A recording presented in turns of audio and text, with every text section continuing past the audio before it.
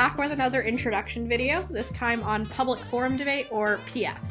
To help me out, I have Elaine Lee with me, my PF partner. Anyway, on to the basics of PF. PF is a 2v2 style which changes topics every month. The topic tends to revolve around current events and topics that are voted on debaters, coaches, or part of the debate community.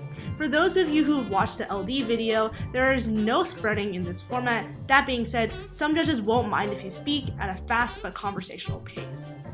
So according to the guide made a little bit while back by the NFL, or what is today NSDA, PF's goals are as follows. You must display solid logic, lucid reasoning, and depth of analysis, utilize evidence without being driven by it, present a clash of ideas by countering/refuting arguments of the opposing team, or rebuttal, communicate ideas with clarity, organization, eloquence, and professional decorum. There's a pro side and a con side. Before the beginning of each round, teams will flip a coin to determine who speaks first in each round and who gets a pro or con side.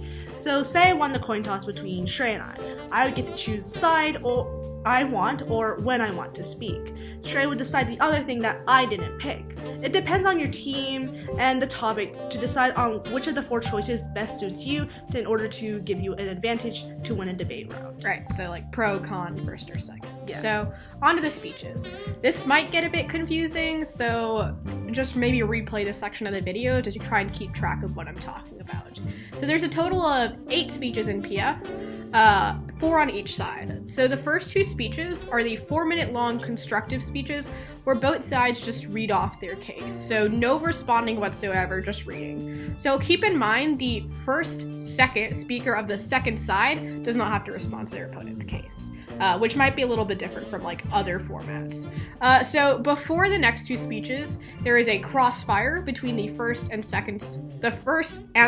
first speaker of both sides. See, it's a little bit confusing. So essentially the first speaker of both teams, and so they just talk about each other's cases, ask each other questions, and it's 3 minutes long, and you just take turns asking questions. Try not to take up like all of the time because it's considered rude to do so. So you want to be able to like switch off questions. So it's also common decorum that the first person to speak, so the first team to go, asks the first question. Generally, you want to be switching between asking and answering every 2 questions, but that isn't true in every situation. The next 2 speeches are 4-minute rebuttal speeches. The 2 people who have not given speeches yet on either side will give these speeches. The partner of the first speaker of the debate gives the third speech, and their job is just to respond to the opponent's case. They do not have to rebuild their case in any way, as their case has not been responded to yet, therefore it doesn't need a rebuild. The next speaker does a similar job where they respond to their opponent's case for 3 minutes and allocate a minute just to respond to everything their opponent just said in their 4-minute speech. While I just said everything, it's clearly impossible to respond to every detail said in a 4-minute speech.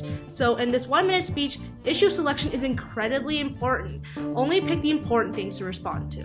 So after these 2 speeches, there is another crossfire between the fourth and third speaker, following the same format as the first crossfire. So once again, the second speaker of both teams. And then next up are the summary speeches. In this speech, you do what the name's called. Summarize the debate in 2 minutes. Clearly, you can't get through every bit of information in the round, so the goal of this speech is to organize and quickly get through arguments without speaking too fast. Generally doing a 3-issue format is what we personally do, so start quickly with refuting the defense your opponents put on your case before extending your offense. Do this for the three most important issues in the round. If there are perhaps only like 1 or 2, you can do that, but like be cautious and try to do around 3 because you don't want to spread yourself too thin and not make substantive arguments. So keep in mind in this speech you can't make new arguments. It's entirely summarizing what's already happened in the debate.